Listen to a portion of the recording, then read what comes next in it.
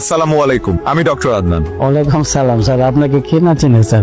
আপনাকে দেখে তো বেশ সুস্থ মনে হচ্ছে। কি সমস্যা আপনার? আল্লাহর রহমতে আপনার চিকিৎসা আমি সম্পূর্ণ সুস্থ স্যার।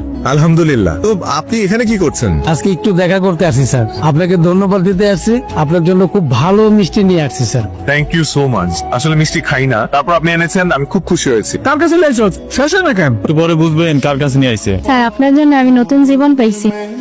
স্যার আপনি পা ধরে সালাম করতে চাই। না না প্লিজ এগুলো করবেন না প্লিজ। দেখুন আমি একজন ডক্টর, একজন সেবক, আপনাদের সেবা করা আমার কর্তব্য। ডাক্তার সাহেব, আমি এখন তাহলে কি ওষুধ খাবো? আপনাকে আপাতত কোনো ওষুধ খেতে হবে না। আপনার যেটা করতে হবে সেটা হচ্ছে মানে আপনার জীবন যাপন চেঞ্জ করতে হবে।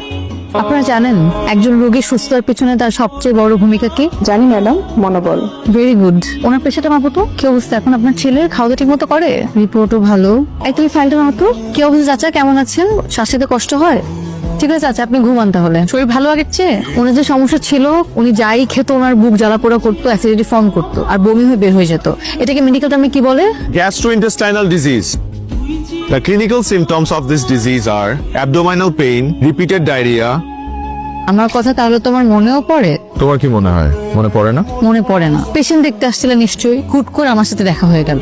তার মানে তুমি কি বলতে চাও প্রফেশনাল লাইফের বাইরে আমার পার্সোনাল লাইফ বলে কিচ্ছু নেই? তোমার সাথে পরিচয় হওয়ার পর থেকে তো তাই দেখে আসছি।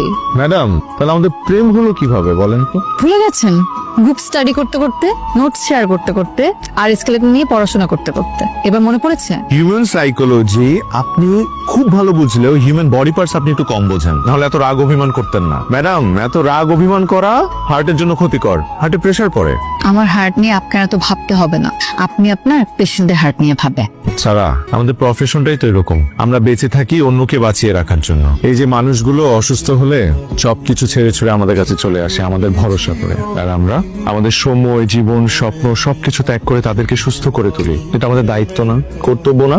আন্দান, আমি জানি তুমি তোমার প্রফেশনে কতটা ডেডিকেটেড, এটা আমার চেয়ে ভালো আর কেউ জানে না। I always feel proud of you. আমার আর কিচ্ছু লাগবে না, আমাকে শুধু ভালোবাসলেই চলবে, বাকিটা আমি সামনে নিব। চলো। আদনান, এ সপ্তাহে কোথায় যাচ্ছ?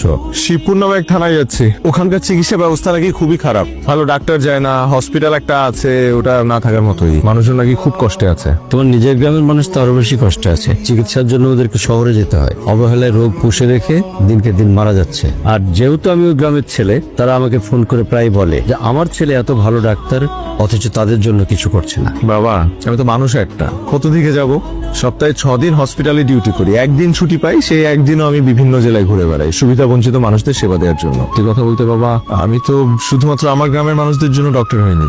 আমি আমার সামর্থ্য অনুযায়ী দেশের মানুষদের সেবা করে যেতে চাই। তারপরে বাবা, তুমি যেহেতু